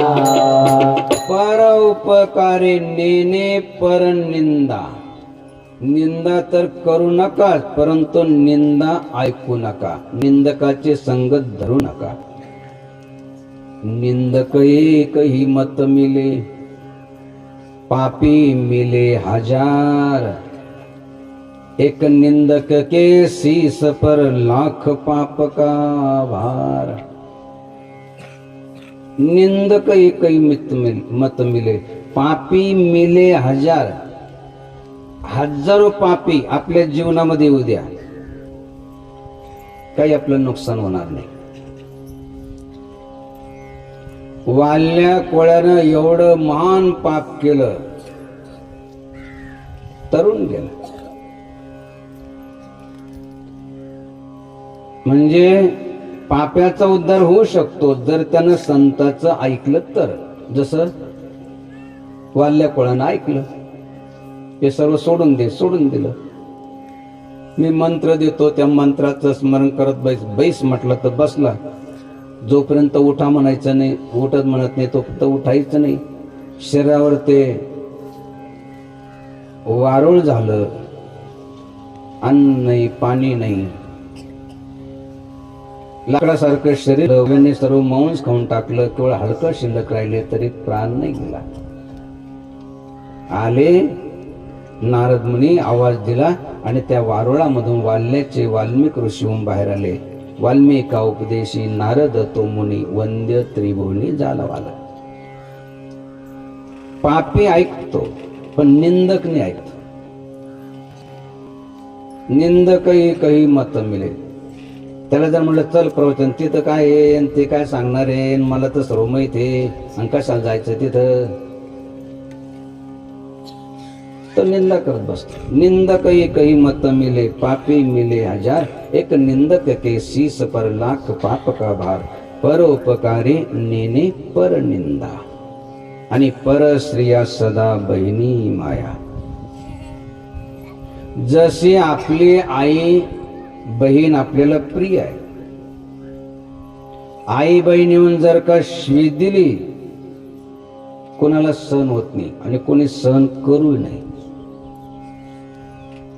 जशी आपली बहीण आपल्याला प्रिय आहे, आपली आई आपल्याला प्रिय आहे, तशी ती देखील कोणाच्या तरी आई आहे, बहीण आहे. आपल्या आई बहिणीला कोणी शिवी दिलेली जसं आपल्याला आवडत नाही, तसं ती समोरची कुणाच्या तरी आई आहे, कुणाची तरी बहीण आहे. त्याच्यासाठी परस्त्रिया सदा बहिणी माया. समोर जे दिसेन तीच आपली आई आहे, तीच आपली बहीण आहे. जसं संन्यास ज्यावेळेस घेतात तर त्यावेळेस काय करतात, पिंडदान करतात. म्हणजे मेल्यानंतर पिंडदान होत असतं. संन्यासी जिवंतपणे पिंडदान करतात. आपले जे नातेवाईक असेल, आई असेल, वडील असेल, भाऊ असेल, जे कोणी असेल त्यांचं पिंडदान करून टाकायचं. मग आपलं पिंडदान कोण करणार आहे, मग आपलं पिंडदान करून टाकायचं. मग आता आपलं नाव नाही, पहिलं गाव नाही, काही नाही. मग समोर दिसेन आणि जिथं राहत असेल तेच आपलं गाव. समोर जी दिसेन तीच आपली आई, तीच आपली बहीण. परस्त्रिया सदा बहिणी माया. अजून काय करा, भूत दया गाई पशुचे पालन. दया गाई पशुचे पालन. भूत दया गाई पशुचे पालन. दया गाई पशुचे पालन. आणल्या जीवन वना माझे. आणल्या जीवन वना माझी. आणल्या जीवन वना माझी. भूतदया गाई पशुचे पालन. शब्दावर ते लक्ष द्या त्यांच्या. भूतदया, भूतदया ठेवा मग काय उने. प्रथमात साधन हिची असे. दया धर्म का मूल आहे. भूतदया गाई पशुचे पालन. गाय पशु नाही आहे, गोमाता आहे. गीता केवळ पुस्तक नाही आहे, गीता माता आहे. भारत केवळ एक जमिनीचा तुकडा नाही आहे, भारत माता आहे. गंगा केवळ एक नदी नाही आहे, गंगा माता आहे. सांगायचं तात्पर्य की भूतदया गाई पशुचे पालन. पशूंचे पालन करा. आजकाल जी दुर्दशा चालू आहे ना, अगदी लहान लहान मुला मुलींना कॅन्सर सारखे जे कोणी कधी ऐकले नव्हते असे असाध्य रोग होत आहेत. कशामुळे होतात? डॉक्टरांचं म्हणणं तसं तर आहे की हे तंबाखूच्या सेवनानं होतात. काही काहींना विष प्राशनामुळे होतात. ते म्हणतात आम्ही कधी तंबाखू खात नाही, विष कधी प्राशन नाही केलं, तर हे आजार झाले. कस काय झाले? तर पहिले आपण बघितलं असेल, जे वृद्ध आहे त्यांना शेतामध्ये टाकायचं तर एकच आपल्याला माहित होतं, शेणखत. आता किती प्रकारचे खत आलेले.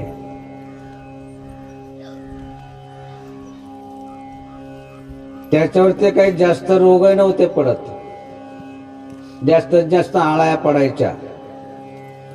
आणि जेवढे पाखरं असेल ते सर्व बिना पैसे देतात त्यांना, रोजन न लावता पक्ष्यांना. ते बरोबर तेवढ्या आळ्या वेचून घ्यायच्या साऱ्या.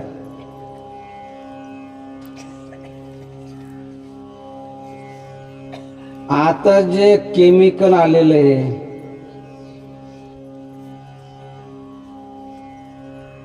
रासायनिक खत आलेले, जे फवारतो त्याच्यापैकी जवळजवळ 90% तर त्या वनस्पती, तो भाजीपाला शोषून घेतो आणि तेच आपण खात राहतो. त्याच्यासाठी भूतदया गायी, पशुचे पालन आणि तानेल्या जीवन वना माझे. केवळ याचा परिणाम सर्वावरती होतोय, सर्व जीवजंतूवरती होतोय या विषयाचा परिणाम. आणि तानेल्या जीवन वना माझे. कसे लोक होते पहिले. आता बऱ्याचशा ठिकाणी जर म्हटलं बारव कशाला, तर काही म्हणतील ते बारव म्हणजे काय असतं नेमकं. पहिल्यानं अरण्यामध्ये गावाला जायचं असले तर तिथं गावाच्या बाहेर एक बारव असायचा, गावाच्या बाहेर. आणि अरण्यामध्ये असायचे बारव, की जिथं सर्वचे सर्व, तिथं वाघ असेल, सिंह असेल, त्यांना जंगलचा राजा सिंह, वनाचं रक्षण करायचं काम त्यांच्याकडे. कोणी चौकीदार नाही, कोणी नाही, काही नाही. आणि दहशत अशी असायची त्याची की ताकद नाही की कोणाची तिथं जाईन झाडं तोडीन. जंगल सर्व सुरक्षित होते.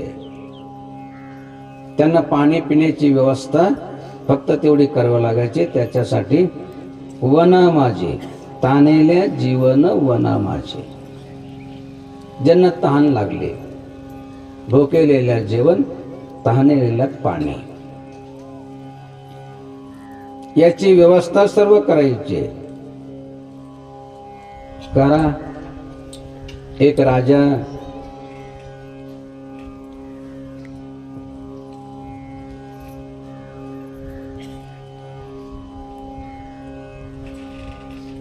एक निर्धन व्यक्ती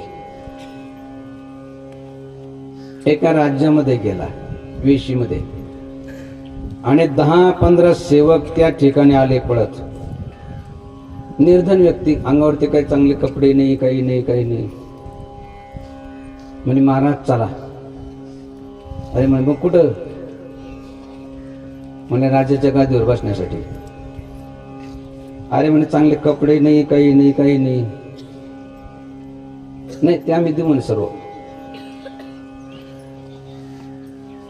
म्हणे राजाच्या गादीवर मला कावर बसवतायत? माझ्यामध्ये तशी पात्रता नाही, काही नाही, काही नाही. म्हणे आपला पहिला राज्य चालला गेला आणि आता राजा कोण बनवायचा, तर त्यांनी सांगितलं की वेशीमध्ये या दिवशी जो कोणी दिसन त्याला राजा बनवून जायचं.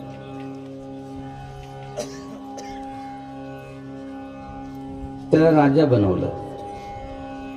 काही दिवस चाललं ते राज्य. काही नाही म्हणे, तुम्ही फक्त बसेल राहा, बाकी आम्ही सांभाळून घेतो सर्व, तुम्ही फक्त बसेल राहायचं. बरेच दिवस एका राजाला कळालं की तिथला राजा तर अनुभव नाही, काही नाही, काही नाही. दुसरा राजा आला, लढाईचा अनुभव नाही, याला काही नाही. आला आणि त्यानं स्वारी केली. हा राजा जो झाला तो गेला पळून एका अरण्यामध्ये. परंतु त्याचे जे मुलं होते, पत्नी होते, ते सर्व मारले गेले. तो फक्त एकटाच वाचला. वाचला तर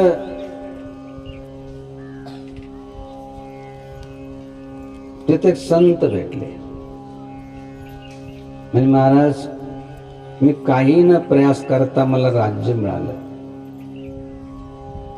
परंतु ते राज्य चालल्या गेलं. माझे मुलं पत्नी सर्व मेली.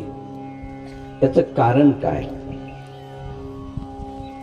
म्हणले, तुला जे राज्य मिळालं ना, त्याचं कारण, अरण्यामध्ये तो शिकार करत होता. म्हटले, हो, शिकारीच होतो मी पहिले. मी काय करत होता? म्हणजे बस पशु पक्षी जे काही भेटले मारायचे आणि खायचे. परंतु एक दिवस एक संत आले, त्यांना खूप तहान लागली. तर तहान लागल्यानंतर त्यांनी विचारलं की बाबा रे, पाणी कुठे मिळेल? म्हणून सांगितलं की ते झाड आहे, त्या झाडाजवळ पाणी आहे. बोटानं दाखवलं, तिथे गेलंही नाही. ते संत पाणी प्यायले आणि अगदी तृप्त झाले. तहान लागल्यानंतर काय होतं, ज्याला तहान लागते त्यालाच कळतं.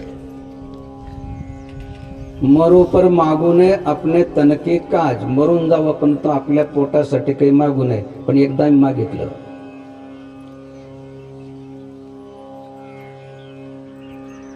हिमालयामध्ये एक यात्रा आहे. त्या यात्रेला जायचं असेल समजा, ती फक्त 10-15 दिवस चालते. मणिमहेश, चंबा जिल्ह्यामध्ये, हिमाचल प्रदेशामध्ये 8-10 दिवस लागतात चालत. सकाळी चालायचं, संध्याकाळपर्यंत चालत राहायचं. त्यातल्या त्यात एक लागते बंदर घाटी. बंदर म्हणजे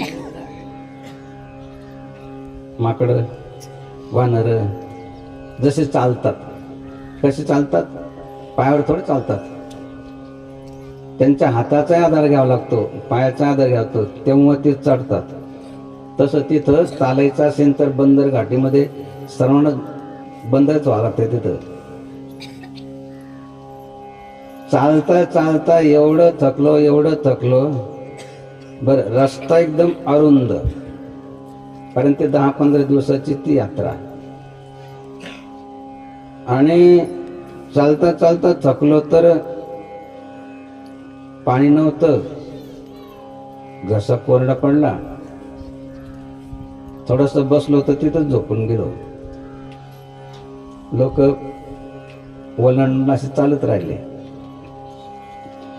जाग आली, आता काय करावं, ताण तो खूप लागली. म्हणून 2-3 माता भगिनी चालल्या होत्या आणि त्यांच्याजवळ ते चिंचचं बोटक होतं.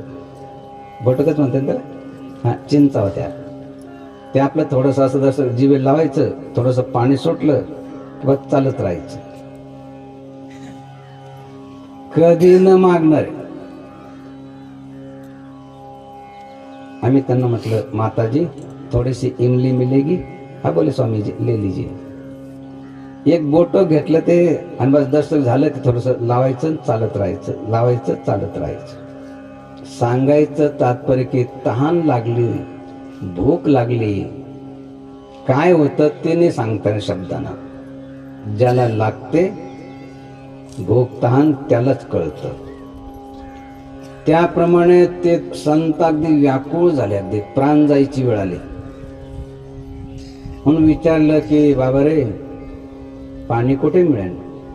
आता तो वनातच राहत होता. म्हटले त्या ठिकाणी जे झाड आहे ना, तिथं पाणी. तिथे गेले, पाणी पिऊन अगदी अंतरात्मा संतुष्ट झाला. आशीर्वाद दिला की जा तू राजा होशील. आशीर्वाद दिला, राजा होशील. म्हणून जो राजा मेला होता तर त्याने ठरवलं तर जो कोणी येईल त्याला राजा करायचं. कर्मधर्म संयोगाने ज्याला आशीर्वाद मिळाला होता, संताचा वाया जात नाही, तो राजा झाला. म्हणे मी त्या संताच्या आशीर्वादानं मी राजा झालो, पण माझं राज्य काबर चाललंय गेलं. माझे मुलं बाळ मारल्या गेले, पत्नी मारल्या गेली. म्हणे तो काय केलं, तुझा विचार केला कधी? पक्षी मारले, त्यांची पिलं मारले, त्यांना काय आनंद झाला? त्याच्यामुळं तो पक्ष्यांची पिले मारले, पक्षी मारले, त्याच्यामुळं तुझे मुलं राहिले नाही, ती मारले गेले. सांगायचं तात्पर्य हे आहे की फक्त सांगितलं की महाराज तिथं पाणी आहे आणि ते पाणी पिले ते संत, तर त्या आशीर्वादानं तो राजा झाला. त्याच्यासाठी भूत दया गाई पशुचे पालन, दया गाई पशुचे पालन, भूत दया गाई पशुचे पालन, दया गाई पशुचे पालन, तानेल्या जीवन मना माझी, तानेला जीवन मना माझी, तानेला जीवन मना माझी. ज्यावेळेस निपट निरंजनला आश्रम आहे, त्या आश्रमामध्ये राहत होतो. पंडित जवाहरलाल नेहरू कॉलेजला जात होतो. बस सकाळी काम करायचं. थोडस दूर विहीर होती, तिथून पाणी समोर जाणारे येणारे तिथं रांजण भरून ठेवायचं. आणि बऱ्याचशा माता भगिनी पुरुष मंडळी डोंगरात जायचे, सरपण घेऊन यायचे. ते एवढी तहान लागायची तर ते पाणी प्यायचे. आज जे आहे अनेक प्रकारचं अन्नदान असेल, पाणीदान असेल, साधू संतांची सेवा असेल, याचं हे फळ आहे. आपल्यालाही ते मिळेल, परंतु त्याच्यासाठी काय करा? भूतदया गाई पशुचे पालन, तानेल्या जीवन वना माझी. शांती रूपे नव्हे कोणाचा वाईट, कोणाचं वाईट केलं आपलं वाईट झाल्याशिवाय राहत. त्यानं पाण्याचा रस्ता दाखवला, त्याच्यामुळे तो राजा झाला. परंतु जे पशु पक्ष्यांचे पिले मारले, पशु मारले, त्याच्यामुळं त्याचे सर्व पत्नी मुलं सर्व मारल्या गेले. शांती रूपे नव्हे कोणाचा वाईट, आणि वाढवी महत्व वडिलांचे. आपल्या गुरुचा, आपल्या आईचा, आपल्या वडिलांचा आपण महिमा वाढवला पाहिजे. नाही महिमा वाढवता आला तर नका वाढवू, परंतु कमीत कमी आपल्यामुळं त्यांची बदनामी होता कामा नये, त्यांची निंदा होता कामा नये, त्यांची निंदा ऐकता कामा नये. शांती रूपे नव्हे कोणाचा वाईट, वाढवी महत्व वडिलांचे.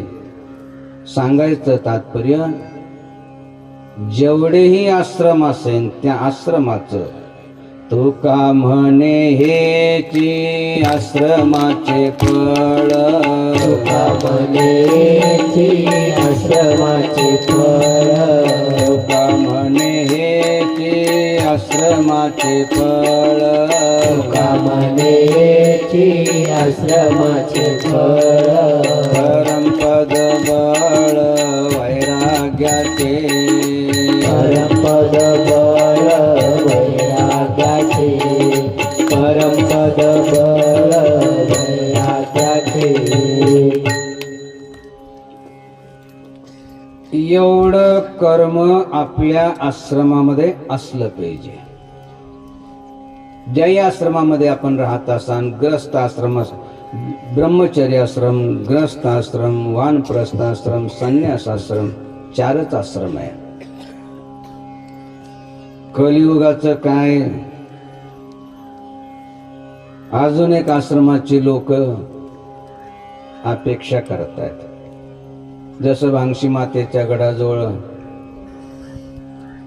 400-450 विद्यार्थ्यांची राहण्याची व्यवस्था, भोजनाची व्यवस्था, साधू संतांची, त्यांना कसल्या प्रकारचं व्यसन असू नये त्याच्यासाठी 100 देशी गाईची, सत्संग हॉल, हे सर्व असलं तर काही काही शहरामधले येतात आणि ते विचारतात की बाबाजी तुम्ही एवढं बांधलं तर दुसरा आश्रम नाही बांधला का? त्यांना म्हटलं कोणतं? ते म्हणतात तो नाही का ज्याच्यामध्ये म्हातारे म्हातारी राहतात, वृद्धाश्रम. त्यांना विचारलं कायसाठी? ते म्हणतात आमचं म्हातारं म्हातारी ना, आई वडील देखील म्हणायला लाज वाटते काही काही ना, आमचं म्हातारं म्हातारी ना लयच कटकट करतात, त्यांना आणून सोडलं असतं. आपण का थोडी कटकट केलेली लहानपणी?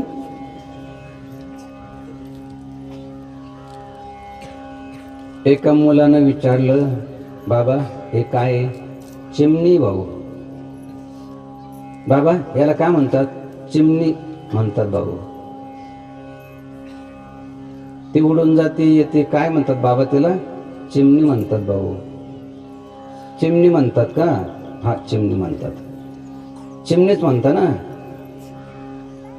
जवळजवळ त्यानं त्या चिमणीसाठी 100 वेळेस विचारलं तरी बापानं त्याचं उत्तर देत गेलं. एक दिवस काहीतरी विचारलं, भाऊ चष्मा कुठे रे? आता ते ऐकायला नाही आलं. दुसऱ्या वेळेस भाऊ चष्मा कुठे? कान फाटले का तुमचे? ऐकायला नाही आलं? बापाच्या डोळ्यामध्ये अश्रू आले की 100 वेळेस त्यानं विचारलं तरी त्याला उत्तर दिलं. एकदाच त्यानं विचारलं, दुसऱ्या वेळेस विचारलं तर तो सांगायचं तात्पर्य, कारण वृद्धावस्थेमध्ये सर्वच शक्ती क्षीण होत असते. ऐकण्याची, पाहण्याची, स्मरणशक्ती सर्वच कमी होते. त्याच्यासाठी ते म्हणतात आणून सोडायचे. जसं सुरुवातीलाच काही लोकांनी गाय आणून सोडल्या, चांगल्या दूध देणाऱ्यांनी मारायला आलेल्या. आल्याच कशा तेच बरं, सोडल्या तर सोडल्या असंही म्हटलं नाही की ज्या गायीनं आपल्याला आईसारखं दूध दिलं ते आहे का मेली तेही बघायला नाही आले. सांगायचं तात्पर्य आपण काय करा? जोडवणिया धन उत्तम व्यवहारे, उदास विचारे वेच करी, उत्तमची गती तो एक पावेल, उत्तम भोगील जीव खाणी, परोपकारे नेणे परनिंदा, परस्त्रिया सदा बहिणी माया, भूत दया गाई पशुचे पालन, तानेल्या जीवन वना माझे, शांती रूपे नव्हे कोणाचा वाईट, वाढवी महत्व वडिलांचे, तुका म्हणेची आश्रमाचे फळ, परमपद बळ वैराग्याचे. असं जर केलं या जगामध्ये सुख मिळेल, परलोकामध्ये सद्गती मिळेल. म्हणून या जगामध्ये सुख आणि परलोकामध्ये सद्गती प्राप्त करायची असेल तर त्याच्यासाठी स्वस्व धर्माने रतसिद्धी लभंती मानवा. आपला जो धर्म आहे तो सांभाळला पाहिजे आणि रात्रंदिवस भगवंताचं चिंतन स्मरण आपण केलं पाहिजे. म्हणून जगद्गुरु तुकाराम महाराजांनी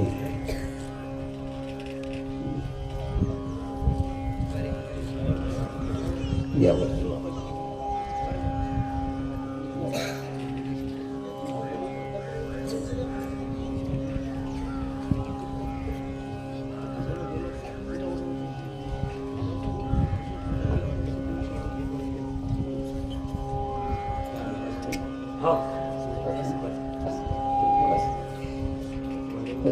खुर्ची नाही बस बस बस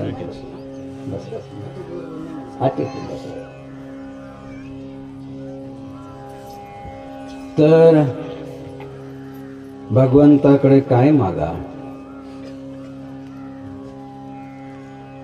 सुरुवातीला सांगितलं की चल स्वरूप जोबन सुचल, चल वैभव चल दे, चला चले के वक्त में बाला बली करडे.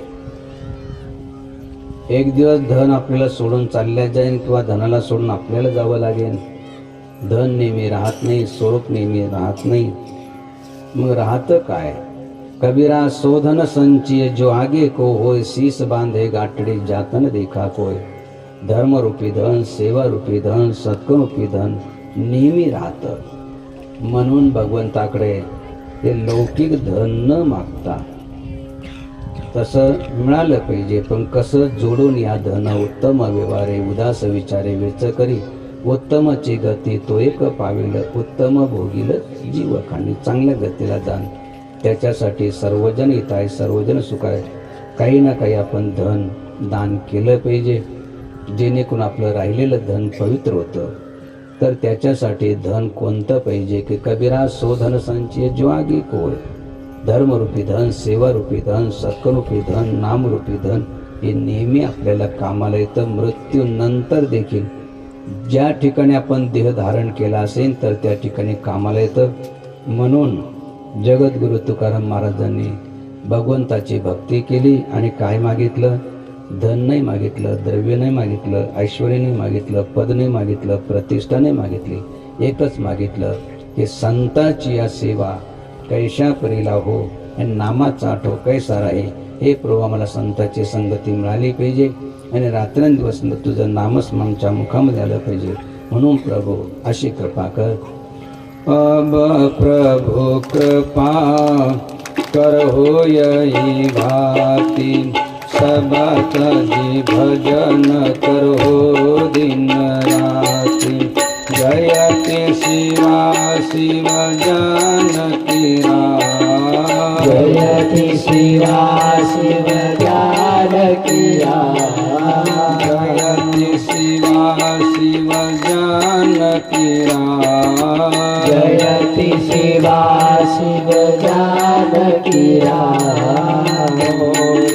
शंकर सीताराम, गौरी शंकर सीताराम. जय रघुनंदन जय सिया राम, ब्रज गोपी प्रिय राधेश्याम. जय रघुनंदन जय सिया राम, जय गोपी प्रिय राधेश्याम. रघुपति राघव राजा राम, पतित पावन सीताराम. रघुपति राघव राजा राम, पतित पावन सीताराम. राम जय जय राम, जय महारोज जय हनुमान. श्री राम जय राम जय जय राम, जय मारुत जय हनुमान. विठ्ठल पंढरीनाथ, जय शिव शंकर भोलेनाथ. विठ्ठल विठ्ठल पंढरीनाथ, जय शिव शंकर भोलेनाथ. दुर्गतिनाशिनी दुर्गामात, कालविनाशिनी काली मात. दुर्गति नाशिनी दुर्गा माँ, काल विनाशिनी काली माँ. शक्ति भवानी मात, भवभयभंग शिवांग शिवा. आदि शक्ति भवानी माँ, भवभय भंग शिवांग माँ.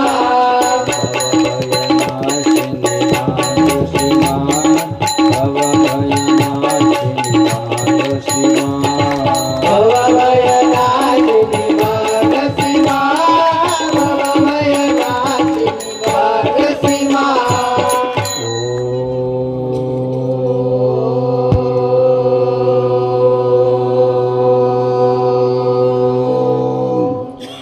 नमः पार्वती पते, हर हर महादेव. गोपाल कृष्ण भगवान की जय. श्री गुरुदेव दत्त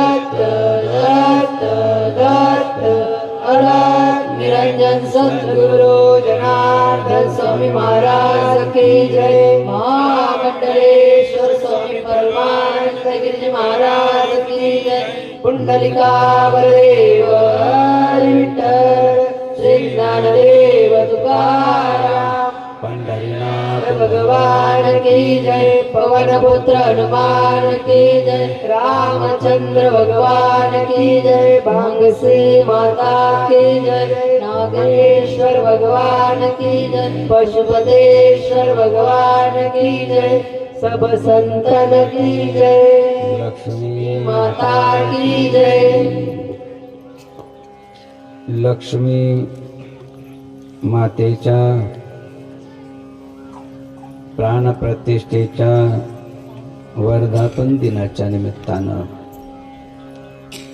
दरवर्षाप्रमाणे याही वर्षी कार्यक्रमाचं या ठिकाणी आयोजन करण्यात आलं.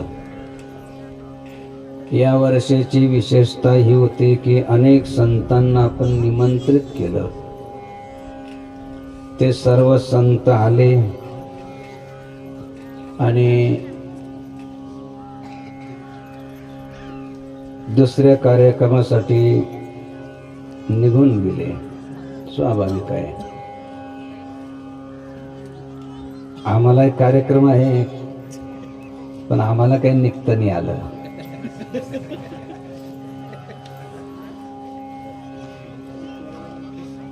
तिथे पोहोचायचंय आणि सर्व संतांच्या अग्रभागी सुरुवातीला ज्यांचं नाव टाकलं होतं ब्रह्मलीन काशीगिरीजी महाराज यांचे उत्तराधिकारी ओंकार गिरीजी महाराज, सर्वात त्यांचं पहिलं नाव टाकलं गेलं आणि त्या पद्धतीनं ते पात्र देखील आहे पहिलं नाव टाकण्यासाठी. वयोवृद्ध ज्ञानवृद्ध अशा प्रकारचे ओंकार गिरीजी महाराज थोडं उशिरा का होईना परंतु त्यांनी या ठिकाणी उपस्थिती लावली.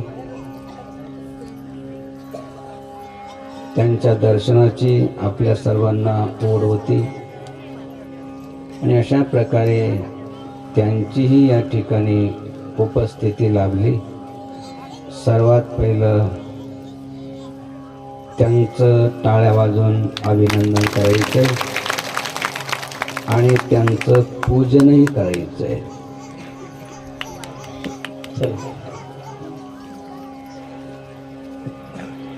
या ठिकाणी आताच ओंकार गिरीजी महाराज यांचं आगमन झालंय. त्यांचं पूजन या ठिकाणी अर्जुन पाटील शेळके या ठिकाणी शाल श्रीफळ हार देऊन करतायत.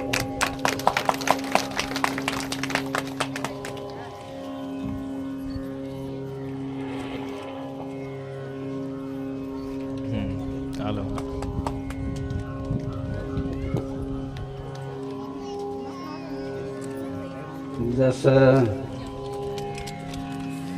काशीगिरीजी महाराजांचं या भागावर ते आमच्यावर ते जे प्रेम होतं, निमंत्रण असो नसो तर त्यांना कळालं तर ते येऊन जायचे. एकदाच फक्त त्यांची अनुपस्थिती राहिली. त्यांना विचारलं की महाराज आपण आलेच नाही म्हणे, निमंत्रण दिलं नाही. म्हणलं तुम्हाला निमंत्रण केव्हापासून लागायला लागलं? घरच्या कार्यक्रमासाठी कुठे निमंत्रण लागत असतं? हे आपला भाग आहे, आपले भक्त आहे, आपले गाव आहे, ज्यांची सर्वांची श्रद्धा मुर्डेश्वराच्या चरणी आणि तिथं जे आतापर्यंत होऊन गेले, सीतामाई असेल, त्याच्यानंतर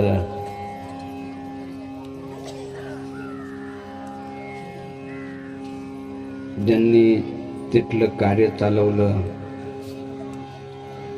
काशीगिरीजी महाराज ब्रह्मलीन ते असेल, आणि आता एक वयोवृद्ध ज्ञानवृद्ध या ठिकाणी